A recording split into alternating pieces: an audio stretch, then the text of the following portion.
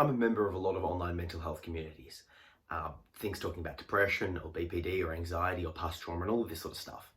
And every so often I'll see a post that goes something like this. It's basically criticizing people for sharing suicide hotlines or sharing resources because like that helps or like it matters. And when you look into the person posting, when you click onto them and see the other posts they've made, it's very obvious to see that that person themselves are in a bad mental state. They are struggling. And then they see people posting and they can't connect that that's an act of care. They will criticize the person and say, well, you don't care, you're just posting something. You're just posting these things, and like that does anything like it matters. The problem is that if that person is in a bad mental state, if they're struggling, they're going to view a lot of people's actions through that lens. You can't help but view the world through your own lens. So if you're struggling and you see someone doing something, you're going to think skeptically, you're going to think negatively, you're going to think depressed, you're going to think in a way that's blinded by your own worldview. The other way to look at that would be, from a detached perspective, I'm looking at this person's post and I'm looking at what they're commenting on, and it's like, well, hang on a second, that person is helping.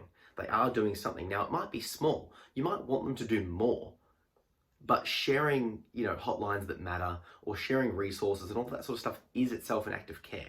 It's an act of care because it's saying, hey, here's the help that's available. And it's also doing something tacitly, something small. It's saying, okay, like I'm sharing this, but I'm also, by doing so, I'm letting you know that I'm open to the discussion on talking about this topic. If I share some sort of hotline about, mental health, it tells everyone in my social community that I'm an okay person or that I understand or that I get it.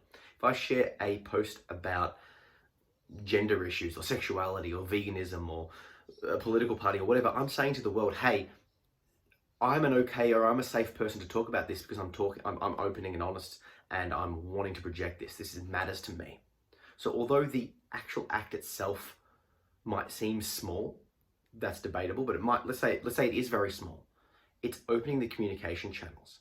So if you find people doing something and sharing something that itself, that act seems small, it's like, yeah, but if you truly care, you'll do this. Well, they might be doing this other thing. They might be reaching out to people that care. They might be doing a lot of things behind the scenes that you don't see. That small act is a representation of a bigger construct. Most people won't project things socially unless they actually believe it. Most people aren't trying to manufacture an image. Unfortunately, some mental health conditions make us believe that people are out to get us or make us feel skeptical or make us feel, forlorn about the world and how people act and sort of just dislike humanity.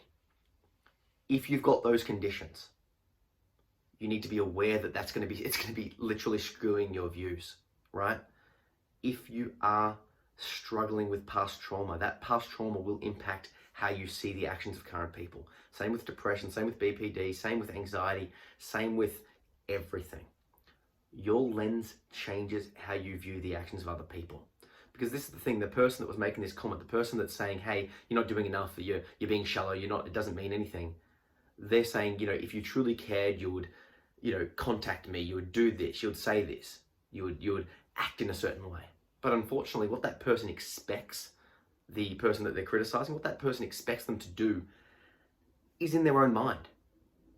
They're making up a fiction of what a caring person should do. That's just what that person wants the person to do in that instant. A caring person will do what the caring person will do. The person that needs the help has to realize that what the caring person does will be unique to that person. What they can do is say, hey, sharing the suicide hotlines or the helplines or whatever is a good start, but this is what I really need. Turn it a bit positive. Say, hey, that's a great start and I really appreciate that. But what would be really appreciated right now? Direct messages or a listening ear or whatever else you actually need. Criticizing and attacking people for making a small step down a path will lead them to pull back.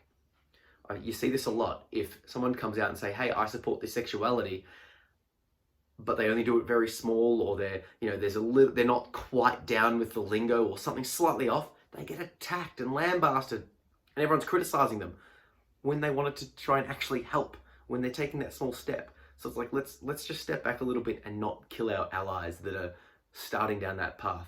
I talk freely and openly about mental health, but people criticize me for being sexist. They criticize me for a whole variety of things that it's all made up in their mind. You know, they don't know my intentions. All they can see is what I'm doing in this one post, this one instance, and then they judge me based on what they think I should be doing, based on what it's a twisted logic here.